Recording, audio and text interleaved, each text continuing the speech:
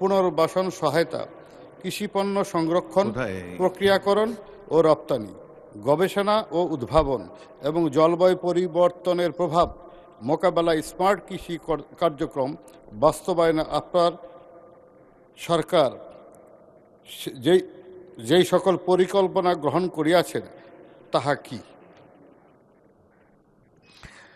ধন্যবাদ মাননীয় সদস্য। তারকা চিহ্নিত প্রশ্ন 18 সংসদে উত্থাপিত হলো। মাননীয় প্রধানমন্ত্রী। বিসমিল্লাহির রহমানির রহিম। মাননীয় স্পিকার, মাননীয় সংসদ সদস্য, আপনাদেরকে ধন্যবাদ। মাননীয় সংসদ সদস্য, আপনার যে প্রশ্ন করেছেন সে সম্পর্কে আমি বলতে চাই, মাননীয় স্পিকার, বাংলাদেশ একটি কৃষি নির্ভর দেশ। দেশের খাদ্য নিরাপত্তা, দারিদ্র্য বিমোচন এবং অর্থনৈতিক উন্নয়নে অবশ্যই কৃষির ভূমিকা অত্যন্ত গুরুত্বপূর্ণ। তবে আমরা যেটি সবাই দেখছি, আমাদের চোখের সামনেই ঘটছে বিভিন্ন বিষয়, যেমন জলবায়ু পরিবর্তন, জনসংখ্যা বৃদ্ধি, জমির পরিমাণ হ্রাস এবং প্রযুক্তির যে সীমাবদ্ধতা, এ সকল কারণে কৃষিখাত বিভিন্ন রকম চ্যালেঞ্জের সম্মুখীন। আমাদেরকে এসব চ্যালেঞ্জ মোকাবেলা করেই কৃষি উৎপাদন এবং উৎপাদনশীলতা বৃদ্ধির মাধ্যমে কৃষিকে টেকসই এবং লাভজনক খাতে রূপান্তর করার লক্ষ্যে সমগ্র দেশবাসী দেখেছেন আমরা এরই ভিতরে 14 এপ্রিল কৃষক কার্ড আমরা যেটি প্রতিশ্রুতি দিয়েছিলাম নির্বাচনের পূর্বে, সেটির কাজ আমরা শুরু করেছি।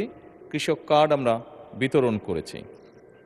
এই কার্ডের মাধ্যমে আমরা কৃষকদের কাছে 10টি সেবা, যথা ন্যায্য মূল্যে কৃষি উপকরণ বিতরণ, সরকারি ভর্তুকি ও প্রণোদনা প্রদান, স্বল্প মূল্যে কৃষি যন্ত্রপাতি সরবরাহ, ন্যায্য মূল্যে সেচ সুবিধা, সহজ শর্তে কৃষি ঋণ, কৃষি বীমা সুবিধা, ন্যায্য মূল্যে কৃষি পণ্যের বিক্রয় সুবিধা, কৃষি বিষয়ক প্রশিক্ষণ, ডিজিটাল প্ল্যাটফর্মে আবহাওয়া এবং বাজার তথ্য প্রাপ্তি সহ ফসলের রোগবালাই দমনের পরামর্শ প্রদান, এই সকল বিষয় আমরা কৃষকদের কাছে পৌঁছে দেওয়ার চেষ্টা করব এবং ইনশাল্লাহ আমরা পৌঁছে দিতে সক্ষম হব।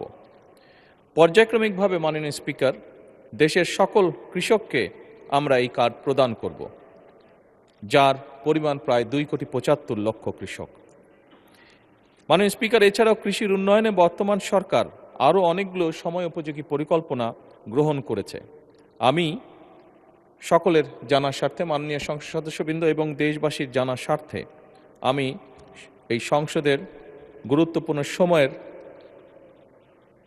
ভিতরে এই বিষয়গুলি সংক্ষেপে তুলে ধরতে চাই। প্রথমত, কৃষি উৎপাদন ও উৎপাদনশীলতা বৃদ্ধির জন্য সরকার উন্নত ও উচ্চ ফলনশীল বীজ, সুষম সার ব্যবহারের পাশাপাশি আধুনিক সেচ ব্যবস্থা সম্প্রসারণের পরিকল্পনা নিয়েছে। এই জন্য ইতিমধ্যেই 20,000 কিলোমিটার খাল খননের কর্মসূচি সরকার হাতে নিয়েছে, যা ইনশাল্লাহ আমরা আগামী 5 বছরে করব। কৃষি যন্ত্র কিরণের ভর্তুকি প্রদান করে ট্রাক্টর, হারভেস্টার, রিপার সহ বিভিন্ন যন্ত্রপাতি কৃষকদের কাছে সহজলভ্য করার পরিকল্পনা বর্তমান সরকারের রয়েছে। মাননীয় স্পিকার, পতিত জমি আবাদের আওতায় আনা এবং জমির সর্বোত্তম ব্যবহার নিশ্চিত করার জন্য ক্রপ জোনিং পদ্ধতি চালু করা হয়েছে। এর মাধ্যমে নির্দিষ্ট অঞ্চলের মাটি, আবহাওয়া ও পরিবেশ উপযোগী ফসল নির্ধারণ করা হয়। তার ফলে জমির অপচয় কমে এবং ফসলের উৎপাদন বৃদ্ধি পায়। একই সাথে পতিত জমি চিহ্নিত করে সেগুলিকে আবাদের আওতায় আনার জন্য বিভিন্ন কর্মসূচি গ্রহণ করা হয়েছে, যেমন খাল খনন কর্মসূচির মাধ্যমে ভূ-উপরিস্থ পানির ব্যবহার বৃদ্ধির মাধ্যমে পতিত জমি কৃষির আওতায় আনার উদ্যোগ গ্রহণ করা হয়েছে। মাননীয় স্পিকার, এছাড়াও সিলেট অঞ্চলে পতিত জমি সহ চরাঞ্চলের পতিত জমি চাষাবাদের আওতায় আনার জন্য বিশেষ প্রকল্পের মাধ্যমে ব্যবস্থা গ্রহণ করা হচ্ছে। মাননীয় স্পিকার, কৃষি পণ্যের বহুমুখীকরণে সরকার বিশেষ গুরুত্ব দিচ্ছে। একসময় ধান নির্ভর কৃষি ব্যবস্থা এখন ধীরে ধীরে ফল, সবজি, ডাল, তেল, বীজ, মশলা, ফুল চাষ খাতে সম্প্রসারণ করার জন্য সরকার বিভিন্ন ব্যবস্থা গ্রহণ করছে। মাননীয় স্পিকার, কৃষকদের জন্য প্রণোদনা ও সহায়তা কার্যক্রম স্বচ্ছ ও জবাবদিহিমূলক করার জন্য কৃষক কার্ডের মাধ্যমে কৃষকদের বীজ, সার, কৃষিযন্ত্র ক্রয় সহ বিভিন্ন খাতে ভর্তুকি প্রদান করা হবে ইনশাল্লাহ। তাছাড়া কৃষকদের জন্য স্বল্প সুদের কৃষি ঋণ এবং ফসল বীমা চালু করার উদ্যোগ গ্রহণ করার পরিকল্পনা আমাদের রয়েছে মাননীয় স্পিকার। প্রাকৃতিক দুর্যোগে ক্ষতিগ্রস্ত কৃষকদের পুনর্বাসনের জন্য বিশেষ সহায়তা কার্যক্রম গ্রহণ করা হচ্ছে। দেশের ভূমিহীন, প্রান্তিক ও ক্ষুদ্র চাষিদের কল্যাণে প্রতি অর্থ বছর কৃষি মন্ত্রণালয়ের বাজেটের কৃষি পুনর্বাসন সহায়তা খাতে অর্থ বরাদ্দ প্রদান করা হয়। চলতি 2025-2026 অর্থ বছরে কৃষি পুনর্বাসন সহায়তা খাতে 700 কোটি টাকা বরাদ্দ রয়েছে মাননীয় স্পিকার।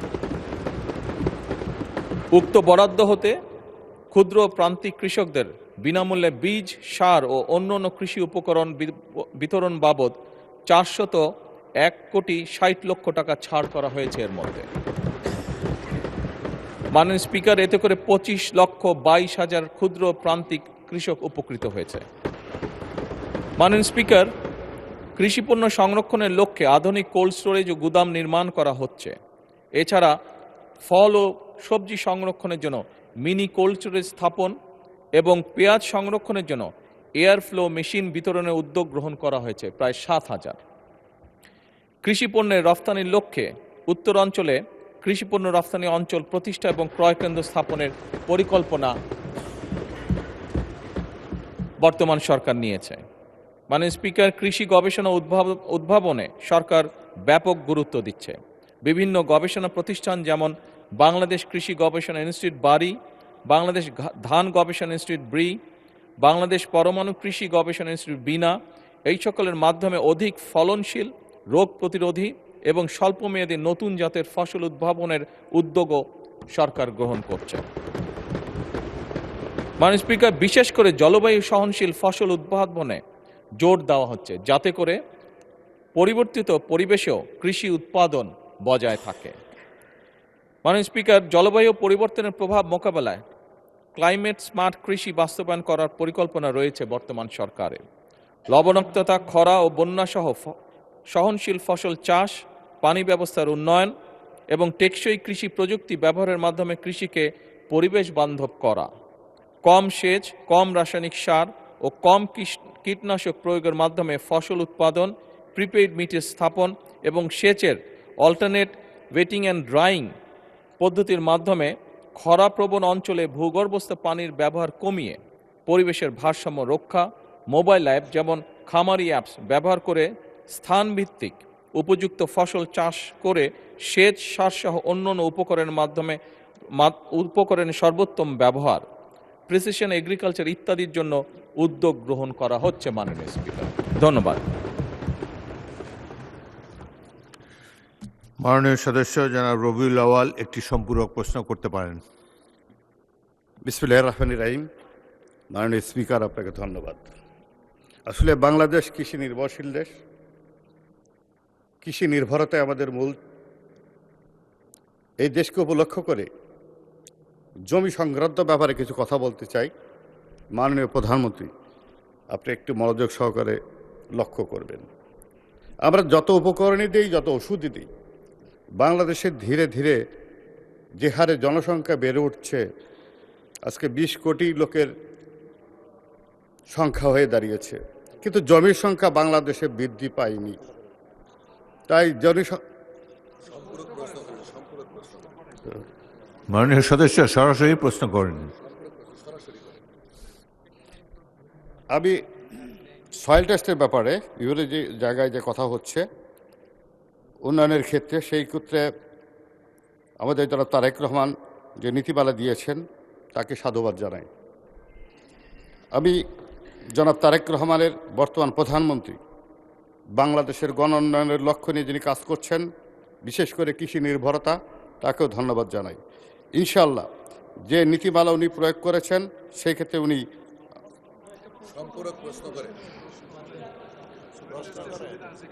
এখানে মাননীয় সদস্য, জি, প্রধানমন্ত্রী যে উত্তর দিলেন এই প্রেক্ষিতে কোনো প্রশ্ন আছে কিনা সেটা সরাসরি বলেন।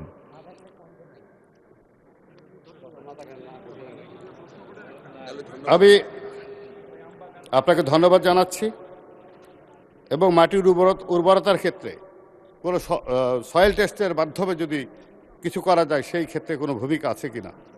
ধন্যবাদ আপনাকে। মাননীয় প্রধানমন্ত্রী। মাননীয় সংসদ সদস্য, আপনার সম্পর্ক প্রশ্নের জন্য ধন্যবাদ। মাটির উর্বরতা বৃদ্ধির একটি পরিকল্পনা সরকার গ্রহণ করছে। আপনি জানেন যে বিভিন্ন মাননীয় স্পিকার, কেমিক্যাল সার ব্যবহার করার ফলে আমাদের অনেক জায়গায় মাটির উর্বরতা কমে গিয়েছে এবং সেই জন্যই মাটির বিভিন্ন বিষয় টেস্ট করার মাধ্যমে আমরা ন্যানো সারের প্রয়োগ বৃদ্ধি করতে চাচ্ছি, দেশে প্রচলনটা তৈরি করতে চাচ্ছি, যাতে করে সারের খরচও কমে এবং মাটির যে উর্বরতা শক্তি সেটি নষ্ট না হয়। এবং একই সাথে আরেকটি বিষয় আছে, বিভিন্ন জায়গায় মাটির যে উর্বরতা নষ্ট হয়ে যাওয়ার কারণে চুনের ব্যবহার করার মাধ্যমে মাটির উর্বরতা বৃদ্ধি করা সম্ভব, রাসায়নিক যে ক্রিয়াটি থাকে সেটিকে নিউট্রিলাইজ করা সম্ভব, সেই উদ্যোগও গ্রহণ করছে সরকার। ধন্যবাদ। মাননীয় সদস্য মাসুম মুস্তফা, নেত্রকোনা 5।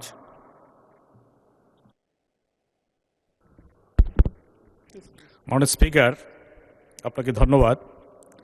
আমি মাননীয় প্রধানমন্ত্রীর কাছে বিনয়ের সাথে জানতে চাই, কৃষি, কৃষক, কৃষি শ্রমিক, কৃষি বাংলাদেশের মেরুদণ্ড, অর্থনীতির মেরুদণ্ড।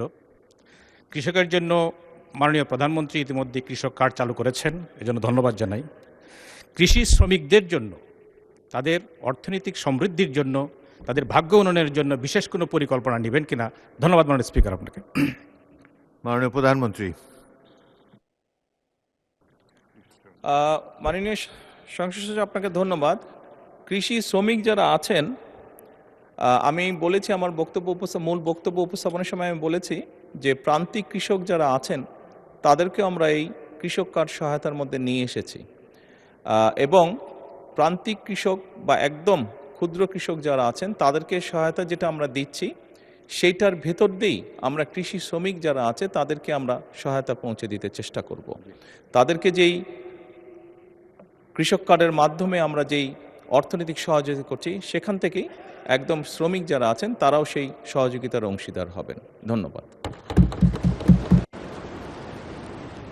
পরবর্তী প্রশ্ন, তারকা চিহ্নিত প্রশ্ন 19, কুমিল্লা 9 থেকে নির্বাচিত সংসদ সদস্য মোহাম্মদ আবুল কালাম। আপনি প্রশ্নটি উত্থাপন করুন। বিসমিল্লাহির রহমানির রহিম। মাননীয় স্পিকার, আপনাকে ধন্যবাদ। মাননীয় স্পিকার, মাননীয় প্রধানমন্ত্রী কর্তৃক মৌখিক উত্তরদানের জন্য মাননীয় প্রধানমন্ত্রী বরাবর আমার তারকা চিহ্ন প্রশ্ন নং 19 মহান জাতীয় সংসদে উত্থাপন করছি। মাননীয় প্রধানমন্ত্রী, অনুগ্রহ করিয়া বলিবেন কি, ক, একটি উন্নত, সমৃদ্ধ, মর্যাদাশীল বাংলাদেশ গড়িয়া তুলিতে বর্তমান সরকারের কোনো উদ্যোগ গ্রহণ করিয়াছে কিনা, এবং খ, ক প্রশ্নের উত্তর যদি হ্যাঁ সূচক হয় তাহা কি? মাননীয় স্পিকার, আপনাকে ধন্যবাদ। মাননীয় প্রধানমন্ত্রী। মাননীয় সংসদ সদস্য, আপনাকে ধন্যবাদ আপনার প্রশ্নের জন্য। আপনি যে প্রশ্নটি করেছেন, প্রথম যে শব্দ দুটি ব্যবহার করেছেন, উন্নত ও মর্যাদাশীল, অবশ্যই আমরা নির্বাচনের আগে জনগণের সামনে একটি ম্যানিফেস্টো উপস্থাপন করেছিলাম এবং সেই ম্যানিফেস্টোর মূল লক্ষ্যই ছিল একটি উন্নত এবং সমৃদ্ধশীল বাংলাদেশ, উন্নত, সমৃদ্ধশীল, মর্যাদাশীল বাংলাদেশ গঠন করার, এবং সেটির জন্যই বাংলাদেশের মানুষ এই ম্যানিফেস্টো গ্রহণ করেছে বলেই বাংলাদেশ জাতীয়তাবাদী দল সরকার গঠনে সক্ষম হয়েছে।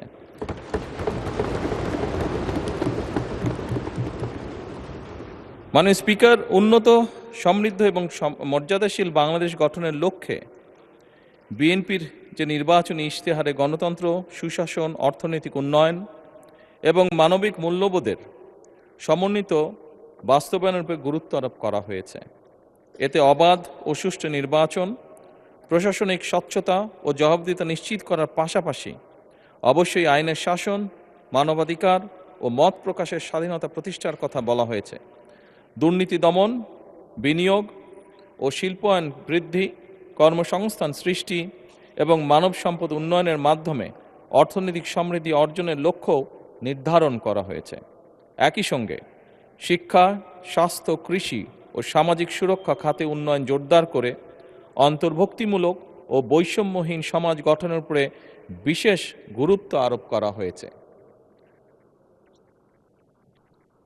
এছাড়া সবার আগে বাংলাদেশ পররাষ্ট্রনীতির এই মূল দর্শনকে বিবেচনায় নিয়ে প্রতিটি ক্ষেত্রে বাংলাদেশের স্বাধীনতা, সার্বভৌমত্ব, জাতীয় স্বার্থ, জাতীয় নিরাপত্তা এবং জনগণের কল্যাণে সর্বাগ্রে প্রাধান্য দেওয়ার লক্ষ্যে কার্যক্রম শুরু হয়েছে। এর ভিতর সমতা, ন্যায্যতা ও পারস্পরিক সম্মানের ভিত্তিতে বাংলাদেশকে একটি আত্মমর্যাদাশীল রাষ্ট্র হিসেবে প্রতিষ্ঠার লক্ষ্যে সরকার কাজ শুরু করেছে এবং কাজ করে যাচ্ছে। সরকারের নির্বাচনী ইশতেহারে ঘোষিত কার্যক্রমসমূহ বাস্তবায়নের লক্ষ্যে সকল মন্ত্রণালয় বিভাগে আগামী 180 দিন, আগামী 2026-27 অর্থ বছরে এবং আগামী 5 বছরের কর্মপরিকল্পনা প্রণয়ন করেছে এবং তা বাস্তবায়নে প্রয়োজনীয় উদ্যোগ গ্রহণ করেছে। মাননীয় স্পিকার, আগামী 5 বছরে ইনশাল্লাহ 20,000 কিলোমিটার খাল ও নদী খনন এবং পুনর্খননের কার্যক্রম, প্রান্তিক ও নিম্ন আয়ের পরিবারের জন্য ফ্যামিলি কার্ড প্রদান, কৃষি উন্নয়নে কৃষকদের জন্য কৃষক কার্ড, মসজিদ, মন্দির, বৌদ্ধ বিহার, প্যাগোডা ও গির্জা চার্চে কর্মরত ধর্মীয় গুরু ব্যক্তিবর্গের জন্য সম্মানী ও উৎসব ভাতা,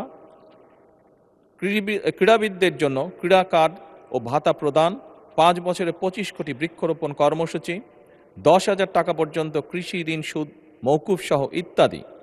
এছাড়াও সারা দেশের শহর ও গ্রাম অঞ্চলে খেলার মাঠ নির্ধারণ ও অবকাঠামো উন্নয়ন, হেলথ কার্ডের মাধ্যমে চিকিৎসা সেবা প্রদান, 5 লক্ষ সরকারি কর্মচারী নিয়োগের পরিকল্পনা এবং এই অর্থবছরে প্রাথমিক বিশ্ববিদ্যালয় ইনশাল্লাহ 2 লক্ষ শিশুদের মাঝে বিনামূল্যে স্কুল ড্রেস, শুধু স্কুল ড্রেসই নয় মাননীয় স্পিকার, স্কুল ড্রেসের পাশাপাশি আমরা বাচ্চাদেরকে বাংলাদেশের তৈরি আমাদের একসময় যে সোনালী আঁশ বলতাম সেই জুট থেকে, পাট থেকে তৈরি আমরা বাচ্চাদেরকে স্কুল ব্যাগ দিব এবং একই সাথে ড্রেসের পাশাপাশি একই সাথে আজকে সকালে মাননীয় স্পিকার একটি পরিকল্পনা গ্রহণ করেছি। আমরা চেষ্টা করছি প্রাইমারি স্কুলের বাচ্চাদেরকে আমরা জুতো সরকার থেকে দেব, জুতাও দেওয়ার চেষ্টা করছি। মাননীয় স্পিকার, এই সকল উদ্যোগ আমরা বাস্তবায়নের চেষ্টা করছি একটি উন্নত, সমৃদ্ধ এবং মর্যাদাশীল বাংলাদেশ গড়ে তুলতে। ধন্যবাদ। মাননীয় সদস্য মোহাম্মদ আব্দুল কালাম, আপনি একটি সম্পূরক প্রশ্ন করতে পারেন। মাননীয় স্পিকার, আপনাকে ধন্যবাদ। আমার প্রশ্নের বিস্তারিত উত্তর জানার জন্য আমি মাননীয় প্রধানমন্ত্রীকে প্রতি ধন্যবাদ সহ আন্তরিকভাবে কৃতজ্ঞতা জানাচ্ছি। আমার সম্পূরক প্রশ্নটি হল, মাননীয় প্রধানমন্ত্রীর নিকট, প্রাথমিক বিদ্যালয়ে 2 লক্ষ শিশুদের বিনামূল্যে স্কুল ড্রেস কবে থেকে বিতরণ শুরু হবে? ধন্যবাদ। মাননীয় প্রধানমন্ত্রী।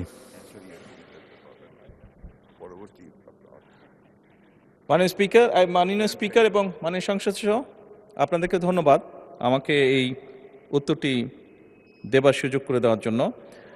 মাননীয় সংসদ সদস্য, আপনি যে প্রশ্ন করেছেন কবে থেকে দেওয়া হবে, ইনশাল্লাহ আমরা চেষ্টা করব এই অর্থ বছর থেকেই এই কাজটি শুরু করার জন্য। ধন্যবাদ। মাননীয় সদস্য মোহাম্মদ আতাউর রহমান, নড়াইল 2।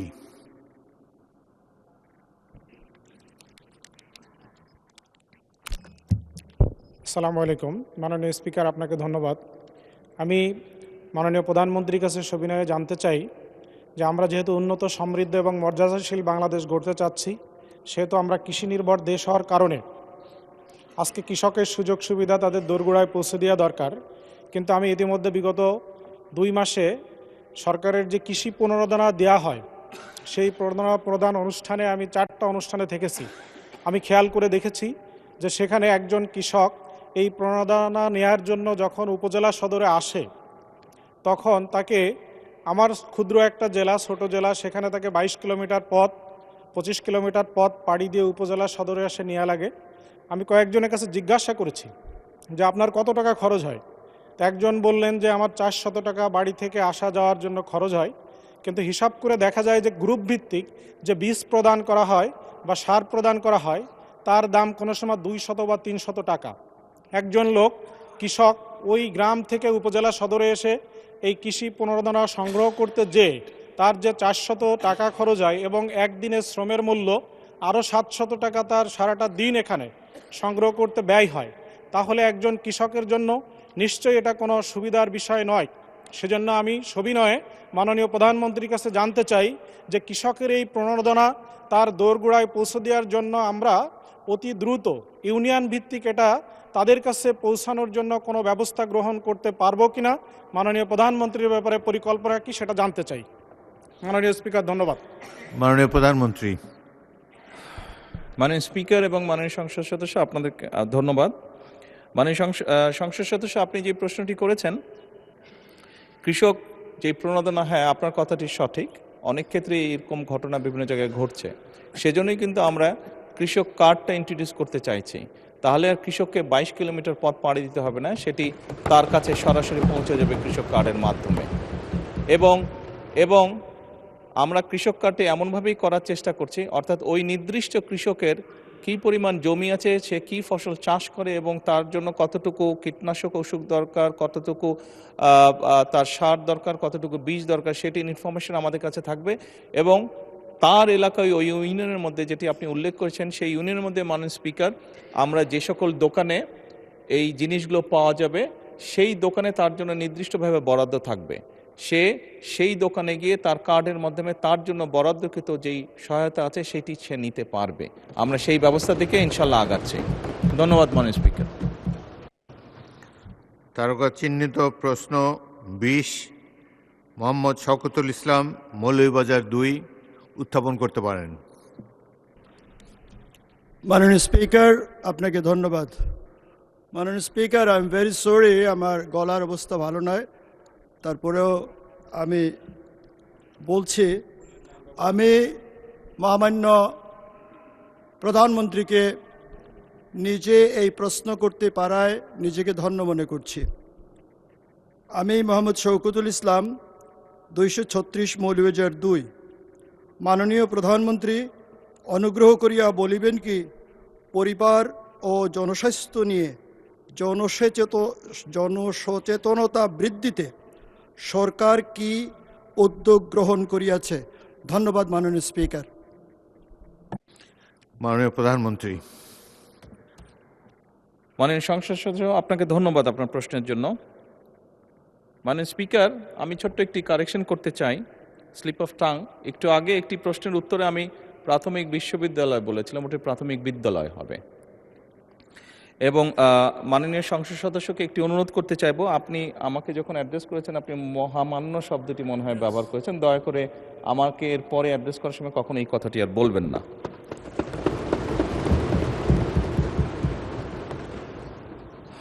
মাননীয় স্পিকার, পরিবার এবং জনস্বাস্থ্য বিষয়ে জনসচেতনতা বৃদ্ধি করার জন্য বর্তমান সরকার নানাবিধ কার্যক্রম গ্রহণ করেছে। স্বাস্থ্য সেবা, পরিবার পরিকল্পনা সেবা, মা ও শিশু স্বাস্থ্যের উন্নয়ন এবং জনস্বাস্থ্য সুরক্ষায় জনসচেতনতা বৃদ্ধির লক্ষ্যে স্বাস্থ্য ও পরিবার কল্যাণ মন্ত্রণালয় তৃণমূল পর্যায় থেকে জাতীয় পর্যায় পর্যন্ত বিভিন্ন ধরনের সময় উপযোগী জনসচেতনামূলক কার্যক্রম গ্রহণ করে আসছে। এই মন্ত্রণালয়ের অধীনে বিভিন্ন হাসপাতাল, স্বাস্থ্য সেবা কেন্দ্র, ইউনিয়ন স্বাস্থ্য ও পরিবার কল্যাণ কেন্দ্র এবং মা ও শিশু কল্যাণ কেন্দ্র, কমিউনিটি ক্লিনিকের মাধ্যমে সারা দেশে স্বাস্থ্য সেবা, পরিবার পরিকল্পনা সেবা, মা শিশু স্বাস্থ্য সেবা, প্রসব পর্ব সেবা, নিরাপদ প্রাতিষ্ঠানিক প্রসব, প্রসব পরবর্তী সেবা, পুষ্টি সেবা প্রদানসহ নানাবিধ সেবা দিয়ে আসছে।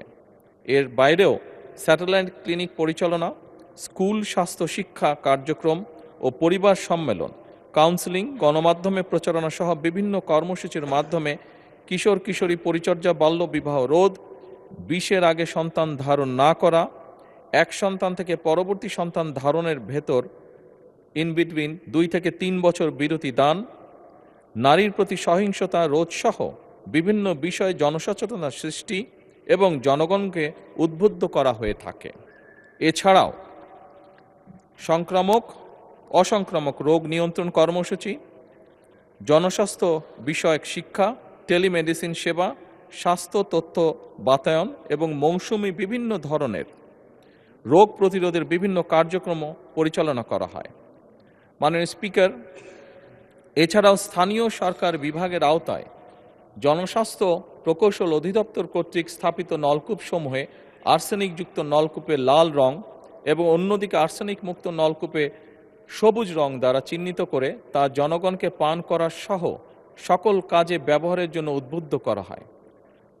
পানি এবং স্যানিটেশন টেকসই ব্যবহার নিশ্চিত ও সচেতনতা সৃষ্টি করার জন্য পৌরসভাসমূহে উন্নয়ন প্রকল্পের মাধ্যমে নিরাপদ পানি সরবরাহ পরিকল্পনা বাস্তবায়ন সহ বিভিন্ন সচেতনতামূলক কার্যক্রম যেমন কর্মশালা, উঠান বৈঠক ইত্যাদি গ্রহণ করা হচ্ছে। প্রতি বছর নিয়মিতভাবে অক্টোবর মাসে জাতীয় স্যানিটেশন মাস উদযাপন, 15ই অক্টোবর বিশ্ব হাত ধোয়া দিবস, 22শে মার্চ বিশ্ব পানি দিবস পালন সহ নানাবিধ সামাজিক সচেতনতামূলক কর্মকাণ্ডের মাধ্যমে স্বাস্থ্যবিধি লালনের জনসাধারণকে উদ্বুদ্ধ করে আসছে। মাননীয় স্পিকার, এটি হবে স্বাস্থ্যবিধি পালনে জনসাধারণকে উদ্বুদ্ধ করে আসছে। এছাড়াও মানব বর্জ্য সংগ্রহ, পরিবহন, পরিশোধন ও পুনর্ব্যবহার এবং কঠিন বর্জ্য উৎসে পৃথকীকরণ, সংগ্রহ, পরিবহন, পরিশোধন ও পুনর্ব্যবহার করা হচ্ছে। পারিবারিক পর্যায়ে স্বাস্থ্যবিধি পালন, স্বাস্থ্যসম্মত ল্যাট্রিনের ব্যবহার এবং নিয়মিত সেফটি ট্যাঙ্ক পরিষ্কারকরণে জনসচেতনতা বৃদ্ধি করা হচ্ছে। মাননীয় স্পিকার,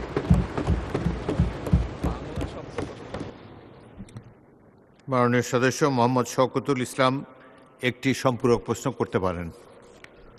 মাননীয় প্রধানমন্ত্রী, আমি সবিনয়ে জানতে চাই, আরবান এলাকায় অনেক নতুন ভবন ব্যবহার হয় না, এগুলি স্বাস্থ্যসেবা খাতে নিয়ে ভবনগুলো ব্যবহারের উদ্যোগ নেবেন কিনা? ধন্যবাদ মাননীয় স্পিকার।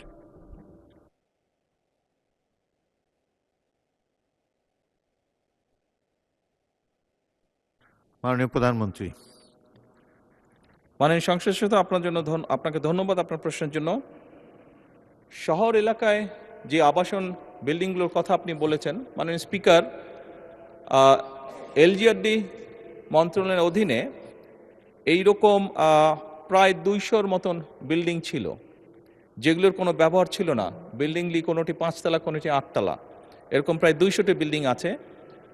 আমরা বর্তমান সরকার কিছুদিন আগে একটি উদ্যোগ গ্রহণ করেছে, এগুলো আমরা স্বাস্থ্য মন্ত্রণালয়ের কাছে হ্যান্ডওভার করার ব্যবস্থা নিয়েছি। এবং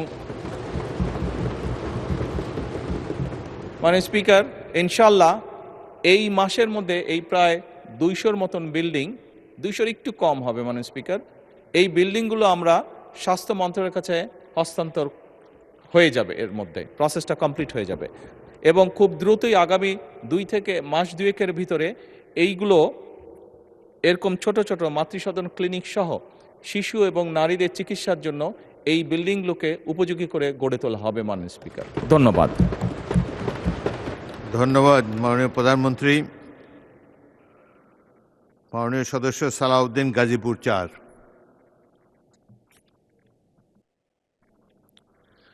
মাননীয় স্পিকার, আপনাকে ধন্যবাদ।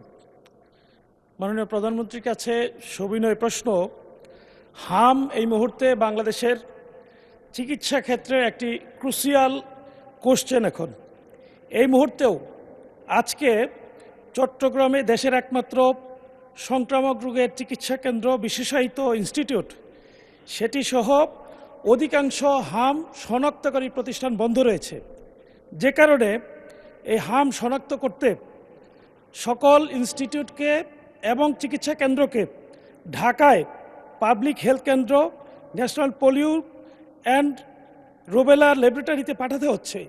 এই মুহূর্তে টিকার যথার্থ হওয়ার পরেও চিহ্নিত করতে রোগীদেরকে অপেক্ষা করতে হচ্ছে। এই ব্যবস্থা উত্তরণে খুব দ্রুত কোনো ব্যবস্থা নেওয়া হবে কিনা? মাননীয় স্পিকার, আপনাকে ধন্যবাদ। মাননীয় প্রধানমন্ত্রী। মাননীয় স্পিকার এবং মাননীয় সংসদ সদস্য, আপনাদেরকে ধন্যবাদ। মাননীয় সংসদ সদস্য, আপনি যেই প্রশ্নটি বলেছেন, যেই বিষয়টি জানতে চেয়েছেন, আসলে এটি একটি খুব দুঃখজনক ঘটনা। এই সংসদে আজকে আমরা যারা উপস্থিত আছি, আমরা সকল রাজনৈতিক দলগুলো এবং এই সংসদের বাইরেও রাজনৈতিক দল আছে, যারা সকলে মিলে একটি স্বৈরাচারকে এই দেশ থেকে বিতাড়িত করেছে। দুঃখজনক ব্যাপার হলো সেই স্বৈরাচারের সময়, এবং আরও দুঃখজনক ব্যাপার হলো আমরা যেই অন্তর্বর্তীকালীন সরকারকে সমর্থন দিয়েছিলাম দেশে একটি সুষ্ঠু সুন্দর নিরপেক্ষ নির্বাচন করার জন্য, দুঃখজনকভাবে সেই অন্তর্বর্তীকালীন সরকারের সময় শিশুদের হামের টিকা গত কয়েক বছর ধরে বিদেশ থেকে আমদানি করা হয়নি। এবং স্বাভাবিকভাবেই যখন এই সমস্যাটি দেখা দেয় খুব দ্রুততার সাথে, এখানে আমাদেরকে বলতেই হবে মাননীয় স্পিকার, ইউনিসেফ আমাদেরকে বাংলাদেশকে অনেক হেল্প করেছে এই ব্যাপারে। দ্রুত তারা হামের যে ভ্যাকসিনেশন সেটি খুব দ্রুততার সাথে পাঠিয়েছে, যার ফলে আমরা ওষুধগুলো পেয়েছি এবং প্রায় 2 কোটি শিশুকে এই হামের ভ্যাকসিনেশন আমরা দিব। মাননীয় সংসদ সদস্য, আপনি যে প্রশ্নটি করেছেন যে টেস্ট করার যে কিটটি, এটির স্বল্পতা রয়েছে সঠিক, এটির ব্যাপারেও সরকার কাজ করছে। এর মধ্যে অনেক কিট এসে পৌঁছেছে, খুব সম্ভবত একটি কিট দিয়ে বোধহয় 3টি শিশুকে টেস্ট করা সম্ভব হয়, 3টি টেস্ট করা যায় একটি কিট দিয়ে। কিছু কিট এই মুহূর্তে খুব সম্ভবত ঢাকার কাস্টমসে আছে, এয়ারপোর্টে আছে, সেগুলো আমরা দ্রুত ছাড় করানোর ব্যবস্থা ইনশাল্লাহ করছি। দুঃখজনক, আমরা অনেকগুলো শিশুর প্রাণ ঝরে গিয়েছে, আমাদের মাঝে থেকে চলে গিয়েছে, বাট সামনে আমরা চেষ্টা করছি যাতে আমরা এই পুরো সিচুয়েশনটাকে ম্যানেজ করতে পারি, সেই ব্যবস্থা গ্রহণ করেছে সরকার। ধন্যবাদ মাননীয় স্পিকার। ধন্যবাদ মাননীয় প্রধানমন্ত্রী। মাননীয় সদস্যবৃন্দ, মাননীয় প্রধানমন্ত্রীর জন্য নির্ধারিত প্রশ্ন জিজ্ঞাসা ও উত্তর পর্ব এখানে শেষ হলো। দিনের কার্যসূচি ভিত্তিক অন্যান্য মাননীয় মন্ত্রীগণের জন্য নির্ধারিত প্রশ্ন জিজ্ঞাসা ও উত্তর টেবিলে উপস্থাপিত হলো। ইয়েস, মাননীয় চিফ হুইপ। সকল মাননীয় সদস্যদের অধিকার রক্ষার কারণে আমি একটি প্রশ্ন করতে চেয়েছিলাম, তা করিনি। মাননীয় প্রধানমন্ত্রী যেহেতু সংসদে উপস্থিত আছেন, একটি বিষয় আমাদের সকল সংসদ সদস্যদের যেটি একটি জানার বিষয় আছে, মাননীয় প্রধানমন্ত্রী এই বিষয়ে একটু দৃষ্টি দেবেন। এই কারণে ফ্যাসিস্ট সরকারের আমলে সারা বাংলাদেশে সর্বত্র যে সার প্রয়োগের যে ডিলার নিয়োগ করা হয়েছে, সেই ডিলার এখনও বাস্তবে বহাল তবিয়তে আছে এবং সেই ডিলারদের মাধ্যমে এটা সকল মাননীয় ফ্যাসিস্ট আমলে যে ডিলার নিয়োগ করা হয়েছে, এইটা মাননীয় প্রধানমন্ত্রী বিষয়ে হয়তো নিশ্চয়ই খেয়াল করেছেন ইতিমধ্যে। কাজে এই ব্যাপারে আমরা চাই যে এখন ডিলার যারা বিগত দিনে ছিলেন তারা অনেকে সার উত্তোলন করেন না এবং আর্টিফিশিয়াল ক্রাইসিস তৈরি করার চেষ্টা করছেন। কাজে এটা কোনো বিধিতে নাই। এটা প্রশ্ন মাননীয় প্রধানমন্ত্রীর কাছে ওই সময় করি নাই, না প্রশ্নোত্তর পর্বে করি নাই। মাননীয় প্রধানমন্ত্রী সামনে আছেন, এটা সকল হাউজের সকলেরই বোধহয় এটা প্রত্যাশা। সেই ডিলার নিয়োগ বাতিল করে নতুন করে ডিলার নিয়োগ করা হোক, যাতে ওই ফ্যাসিস্টটা বিতাড়িত হয় এবং কৃষকরা রিয়েলি ন্যায্য মূল্যে সার পায়। মাননীয় প্রধানমন্ত্রীর কাছে এটা প্রশ্ন করতে চাই না, মানে এটা তার কাছে একটা সাজেশন চাই, এরকম কী করতে পারেন তিনি সকল দেশের জন্য। মাননীয় চিফ হুইপ, প্রশ্ন মাননীয় প্রধানমন্ত্রীর উত্তর দানের পর্ব শেষ, সুতরাং এখন আর এটার কোনো সুযোগ নাই।